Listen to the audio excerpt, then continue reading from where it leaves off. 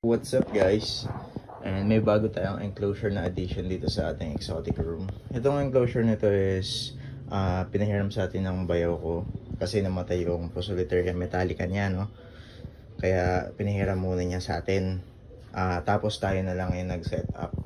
Hindi ko na videohan kagabi yung pag-set up natin. Ayan. Simpleng arboreal setup lang. Hindi ko na videohan kasi nga gabi na kami dumating ng cousin ko. Kaya sinet up na namin agad pagdating namin. Tapos nagpahinga na agad kami. Ang nilagay nga pala natin dito is yung ating juvenile na Poecilotheria regalis or Indian ornamental tarantula. Kaso di siya kita. Hindi natin alam kung nasang part siya. Wait lang. Ayun. So ayun siya. Kung mapapansin nyo, ayan.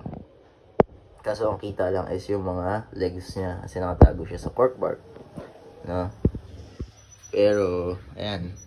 Yung itsura ng Poecilotheria regalis is parang Poecilotheria metallica din. Kaso lang, more on gray, white, and black siya. Ito, sakto lang sa labas yung ating P. metallica. Ayan. Parang ganyan din itsura niya. Kaso nga lang, mayroong iridescent color itong P. metallica. Meron siyang blue coloration sa body niya. While on the other side naman, itong Poecilotheria regalis or Indian ornamental is, ayan, normal lang yung color niya. Black, white, gray. Ayan. Ayan lang kita sa kanya. Pero, yeah.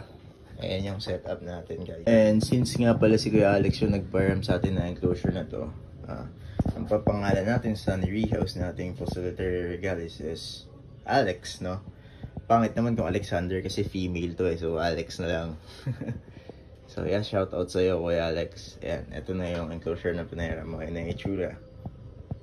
So, I think hanggang dito na lang guys for today's video. And thanks for watching.